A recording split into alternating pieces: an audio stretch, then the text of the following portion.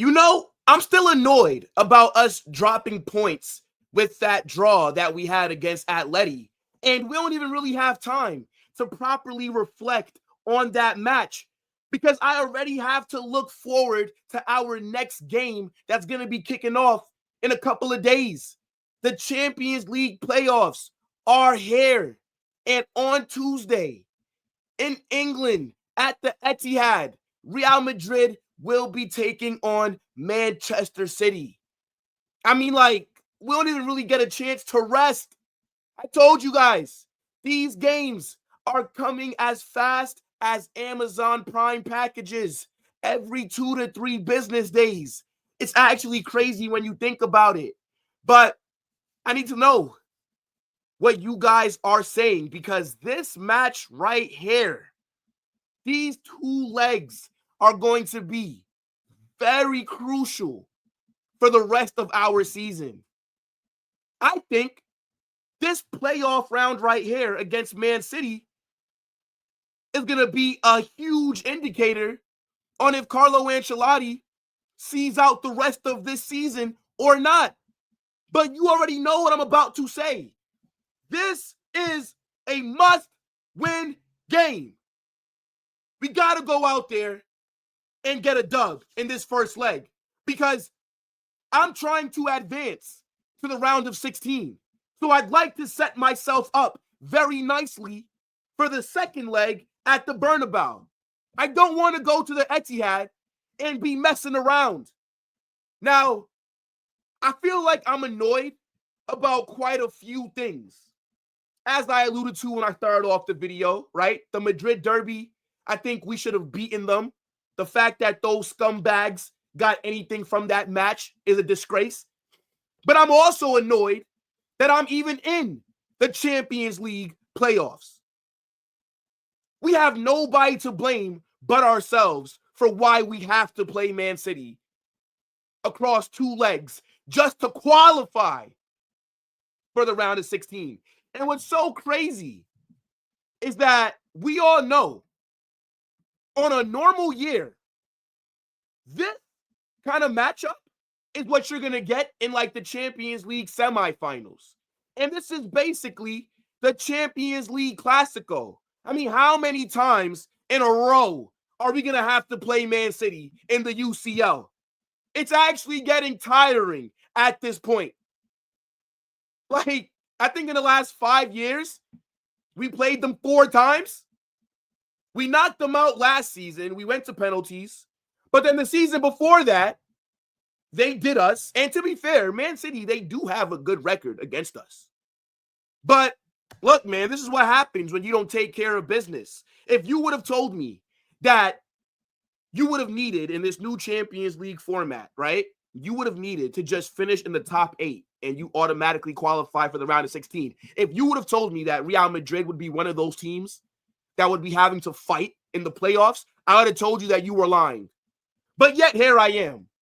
But big up to your damn selves, right? Make sure you guys smash that like button, subscribe to the channel, right? And get in the comment section and let me know what you are saying for this match. You guys already know what time it is when we do these match previews. We're going to talk about both teams and look at the news surrounding them, right? We're going to also look at the expected starting 11 for Man City. I will be building at the end the starting 11 that I think Real Madrid need to put out there. And then to end off the video, I will be building a combined Man City versus Real Madrid starting 11. So, look, I need you guys to get some popcorn, get a drink, a snack, and lock in for this match preview. And let's just get into it, right? I want to start off talking about Real Madrid, as we always do, right? And look at the Champions League table. We came 11th. Now, I've always said it. I like the new Champions League in terms of how it's a league table. I think it's pretty cool. Now, they did steal the Super League's idea, but that's neither here or there. Point is, I think it's a pretty cool concept, but I'm very disappointed with how we've played in the UCL so far this season. I think both Real Madrid and Man City, who we'll be talking about a little later, have to be very disappointed with how it's gone for them. The fact that I didn't qualify for that top 8 and I was only 1 point off of it is pissing me off, right? And this entire Champions League campaign, we've been shit. We were awful against Lille, losing to them, getting slapped up at home by a very mid AC Milan side. It's inexcusable. And to be fair, right, just to kind of give Madrid a little bit of grace, we did have a tough UCL league stage. We played Liverpool, right? Stuttgart, Dortmund, AC Milan, Atalanta. We've played some really good teams. But it's no excuse. We are the kings of the competition. We just won it last season. There is no excuse for us to have not qualified for that top 8. And to be honest, even the games that we did win, it was shaky. Stuttgart, to kick off the Champions League campaign, they were cooking us that game, but we got the dub. Dortmund, we were down 2-0 heading into halftime. And then we had to have one of the most amazing second half performances of all time to win that game. When we played Atalanta, I think that we were solid. When we beat Sydney Sweeney FC, aka Brest, we were solid. But overall, just a very mediocre Champions League so far.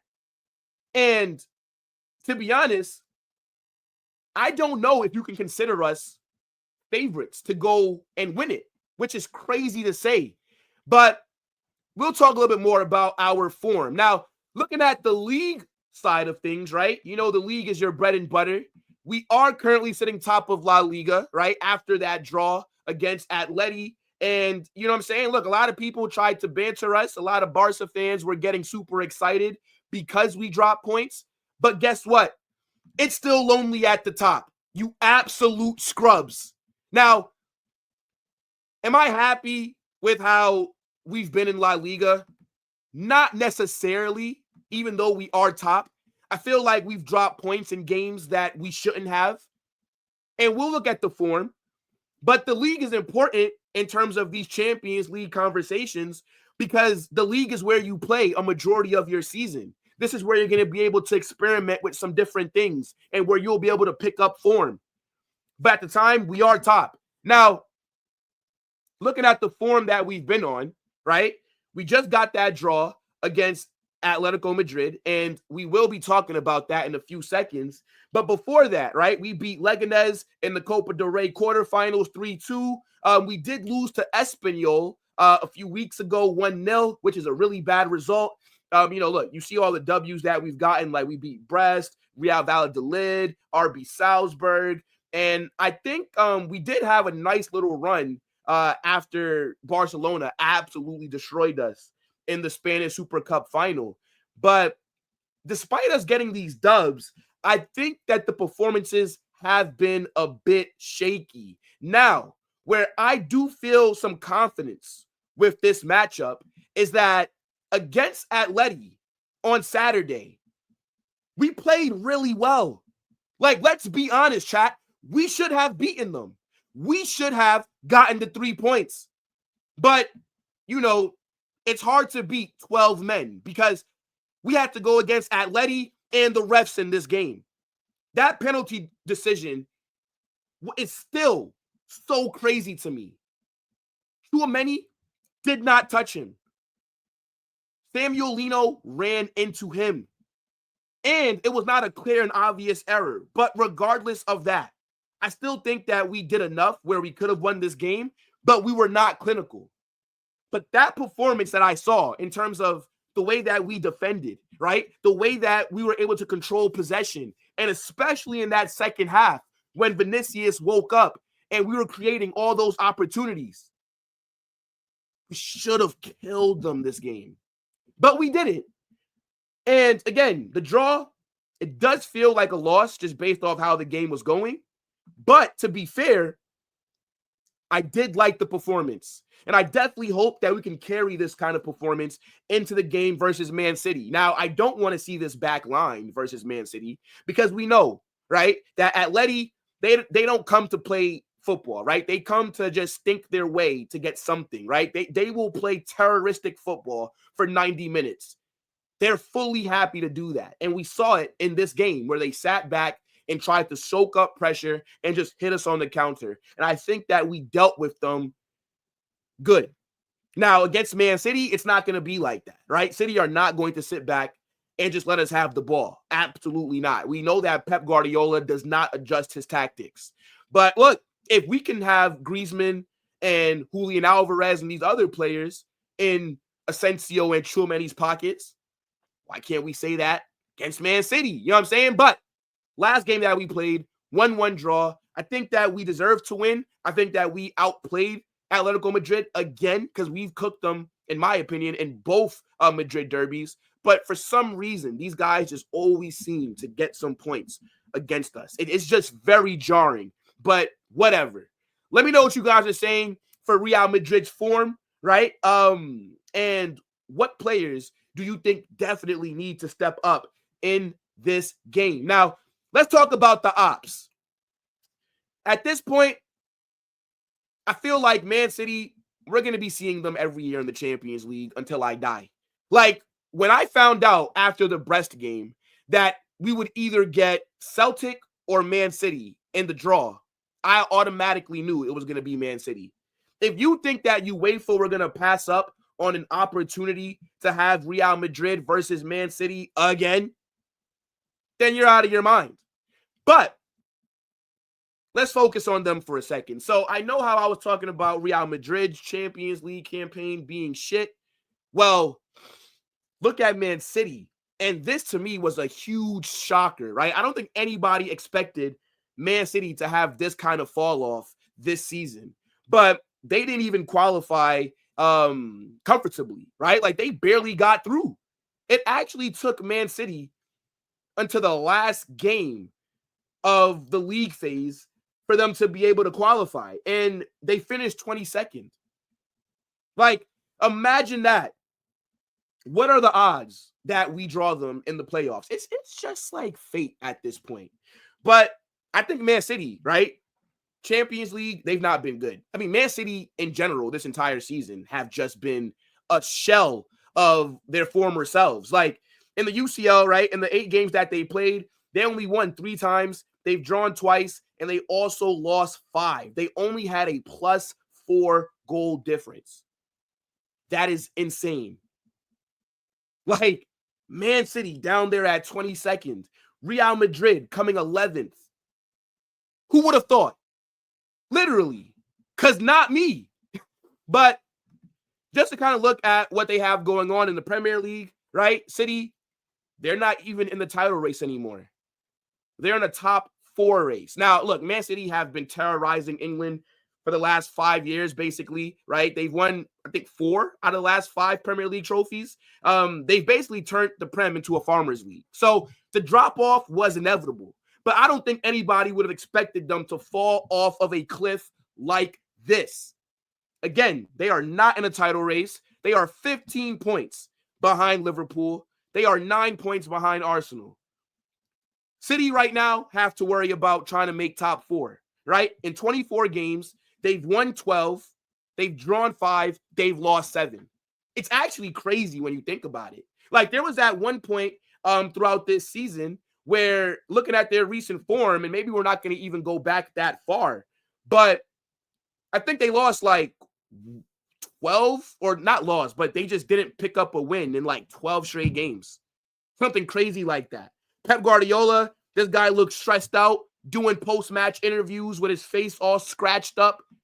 I know that the players are in the locker room punching each other up because that is actually crazy. But looking at their recent form, right? They did just play Leyton Orient in the FA Cup on Saturday, and I'm not going to lie, it looked shaky.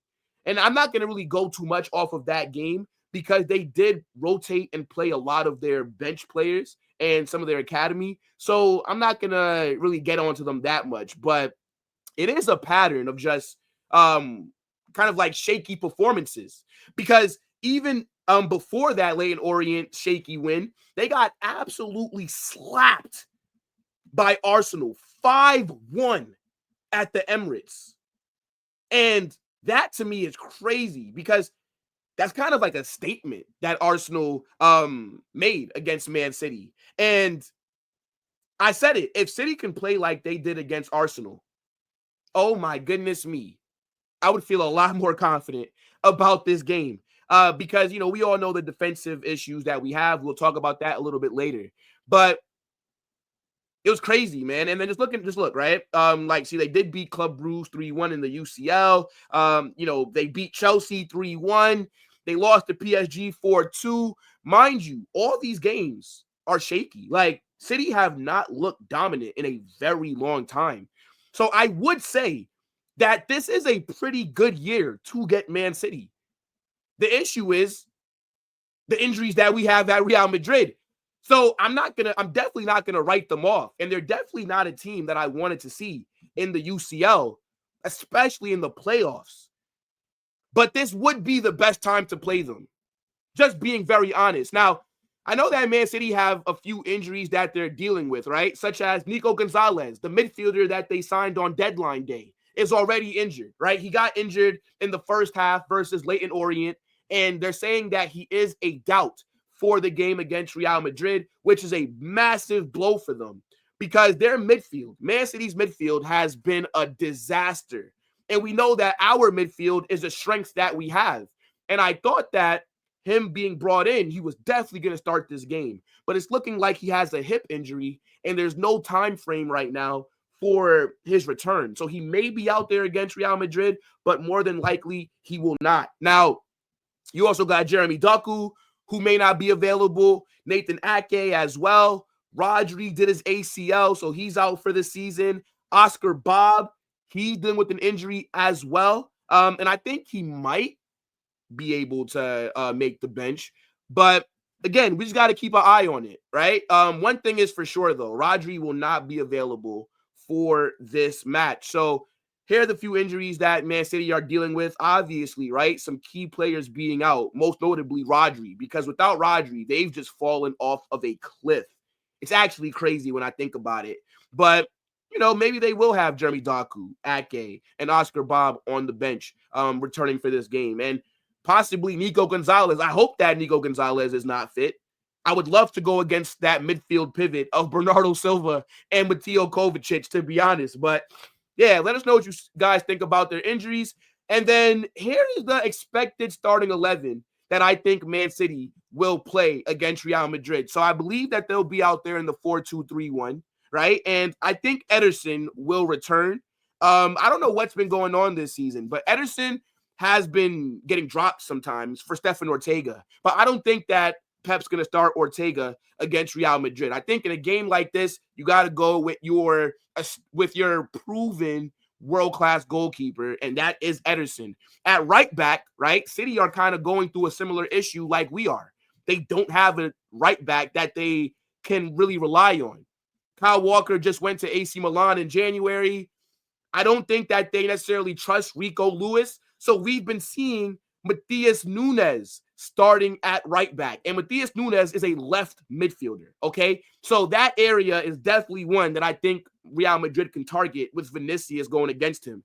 Now, in their back line, I think we'll see John Stones. And then Ruben Diaz has returned as well, right? He did start the first half against Leyton Orient, was subbed off in the second half, at halftime, I should say. And I think that he is back and will be available for this game. At left back, I think that they'll have Vardiol, right? Vardiol, to me, is the best left back in the world. This player is fantastic, and I wish that Real Madrid would have signed him before he ended up at Man City. This guy can do it all. I'm a huge fan.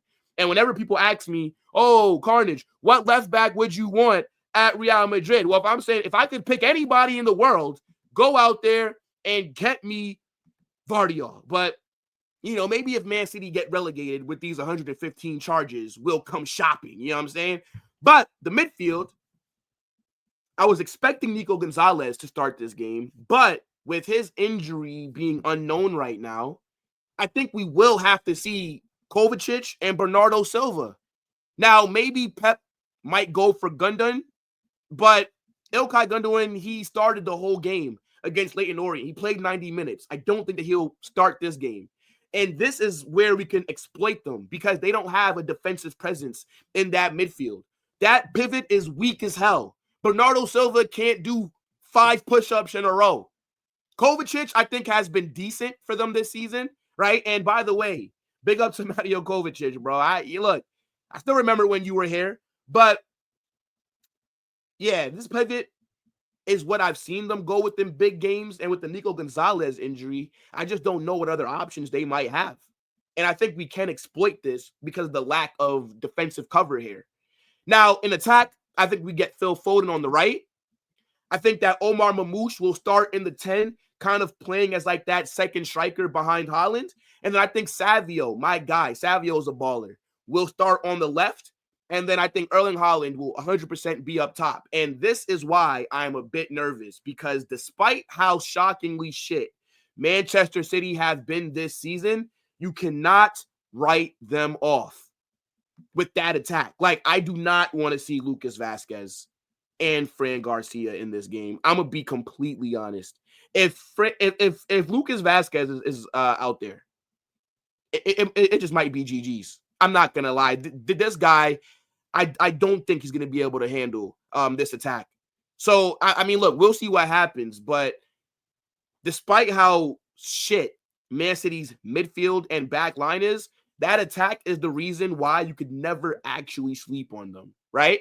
But look, let me know what you guys are saying for this Man City expected starting 11 and anything else that's on your mind about them, right? Get in the comment section. I 100% want to know what you guys are saying. Now, let's talk about Real Madrid and get back into it with some of the injury news that we currently have going on at the club. Now, luckily, right, at the time of me recording this, there have been no reported injuries from the Madrid derby. Thank you, God. We could not afford to deal with any more injuries. I'm telling you, chat, if we would have gotten another injury during this game, I might have cried here during this video. But the players who will not be available, right? David Alaba, he's still out.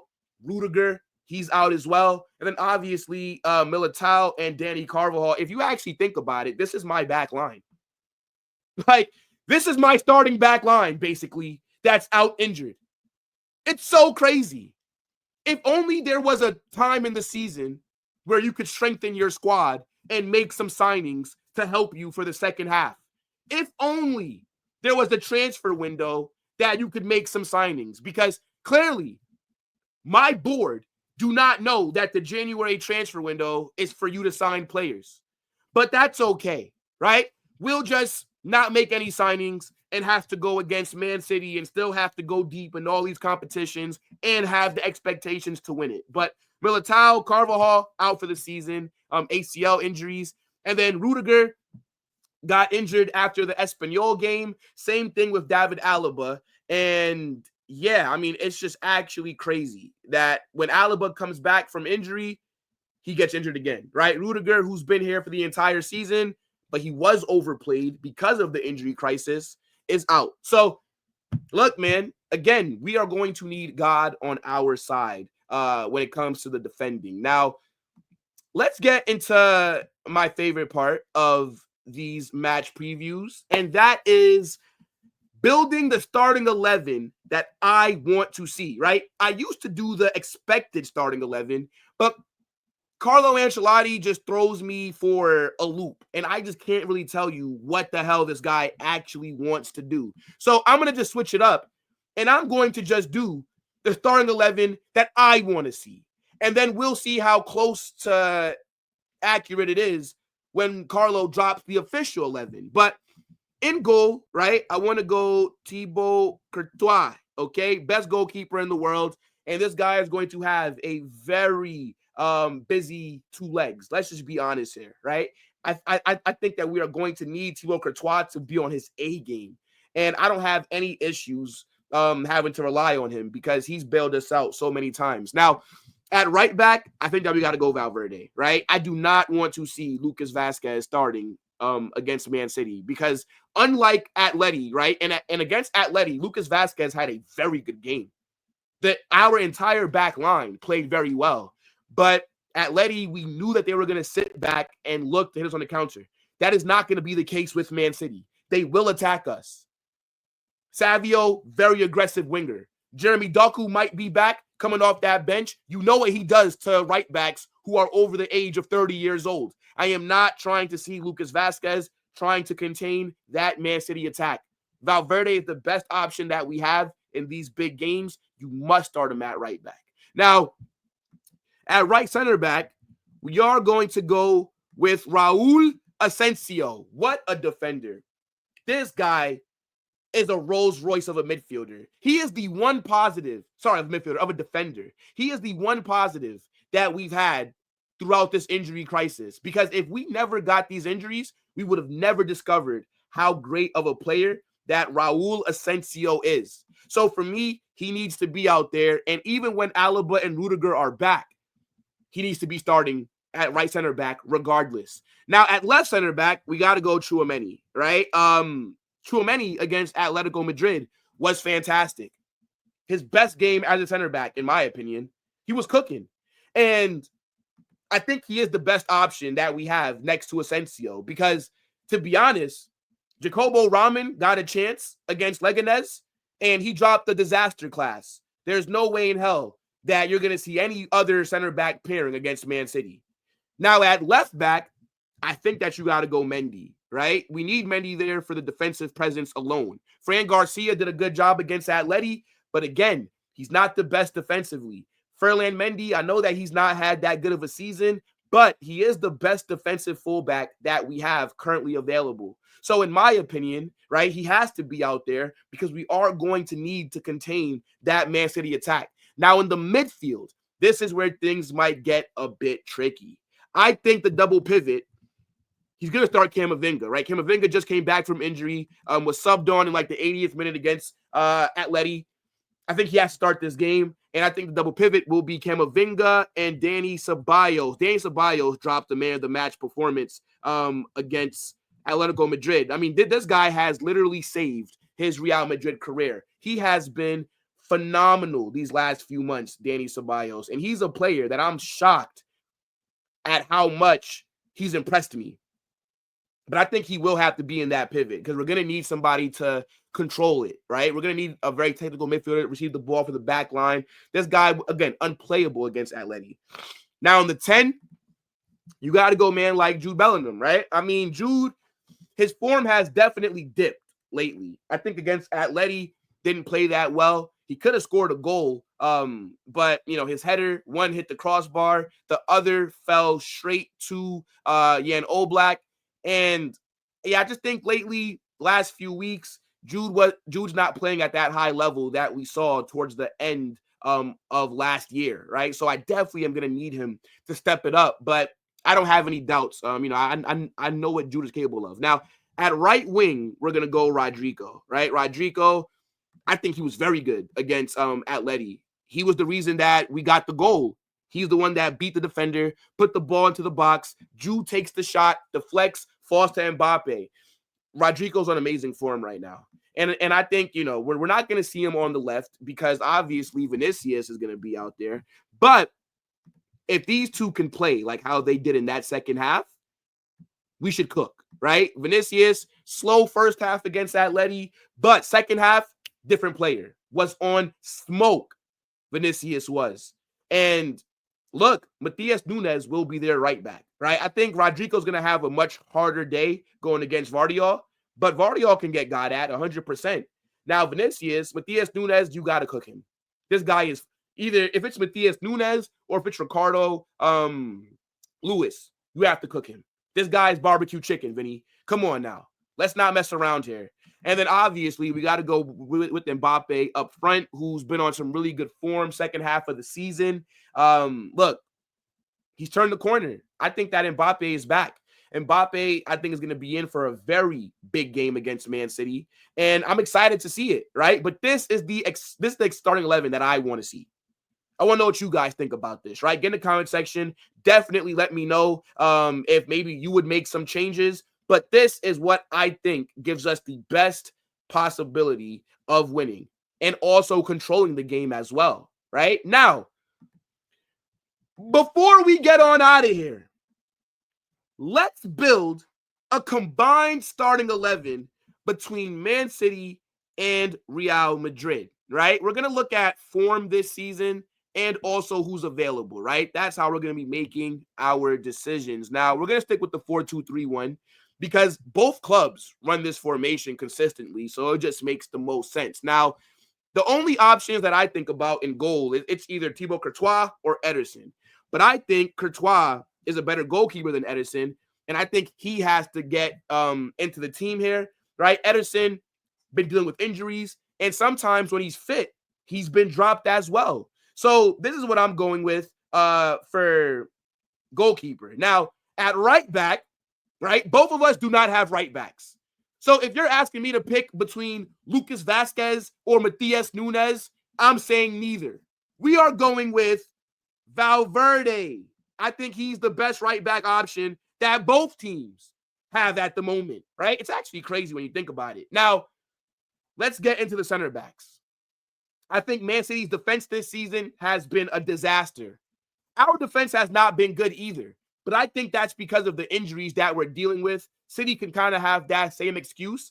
But at right center back, I'm going to Asensio. I think that he's been fantastic so far this season, and I just don't see how you drop him. Now, at left center back, I think that we will go with Ruben Diaz because he is back. And to be honest, Ruben Diaz is the best center back that Man City has. And considering that I don't have Rudiger or Alaba to make an argument for, I think you have to put Ruben Diaz in this combined starting 11, right? Now, at left back, I'm going Vardiol. This is not even a debate, right? I think Vardiol is the best left back in the world, and I'm misspelling his name here because it's not popping up. Here we go. Vardiol for me gets in. I would take Vardiol at Real Madrid right now in a heartbeat. This guy is the most complete left back that there is in world football. He can defend, he can attack, he can link play, he can cross, he can score goals, whatever you need him to do. I mean, we all saw last season the screamer that he had at the Bernabeu, right? What a player Vardiol is. He has to get into this team. And I'm still mad that we didn't sign him when we were linked to him. What a player. Now, going into this midfield and attack, City fans, you guys are not going to be happy, but I don't think you can necessarily make an argument against my reasoning. Your midfield has been a disgrace. It's been awful. So I don't see how any City midfielder can get in. I think based off the form, you got to put Dani Ceballos in there right now, especially with Fede Valverde being at right back in this team. And then to give Man City a bone, let's do this, right? Give me Jude in the other pivot. Actually, you know what? Let's switch them, right? So it'll kind of more so be like this, right? Now, you'll see the vision in just a second. I know some people might say Camavinga, but to be honest, I mean, Ceballos has just been phenomenal, right? I don't see how Camavinga can get into this team at the moment, right? Now, on the right, I'm going to go Mbappe, right? Hear me out. I think Mbappe on the right wing. You know, actually, let's do it like this. Mbappe on the right wing. In the 10, I'm going to go Rodrigo. Mind you, I'm doing this just to give Man City, because if I really just went just based off of where everybody usually plays, no Man City player will be getting into this midfield or attack. But I'm throwing you guys a bone here because I don't want people to say, oh, you're not being fair. I think our midfield is clear.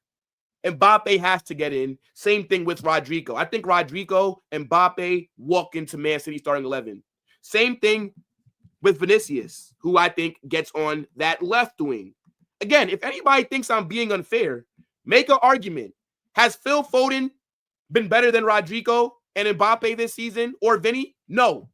Ask the same thing about Savio. No. And you guys know how much I rate Savio. What about the midfield? Has Kovacic or Bernardo Silva done enough to get into this 11? No. So don't think I'm just being biased here. But to be fair, I think you do have to find a way to put Haaland into this team, right? Erling Haaland, this guy is an absolute freak, an android. And look, I tell you what, my defense is going to have a very hard time trying to defend him. But this is what I'm going with for my Man City, Real Madrid combined 11. I want to know what you guys are saying about this right here. But look, big up to your damn selves, right? Make sure you guys smash that like button, subscribe to the channel. We will be live with a watch along for this game on Tuesday. You don't want to miss it. This is why you need to turn on those post notifications, okay? And also, get in the comment section. Let me know what you're saying. Give me your score predictions and join the Discord. The link is pinned at the top of the comments. All right, guys? Big up to your damn selves. I feel confident, but I'm definitely not going to underestimate Man City. Are you kidding me? But we should be able to get through. Maybe you guys don't agree. Let me know. Holla Madrid!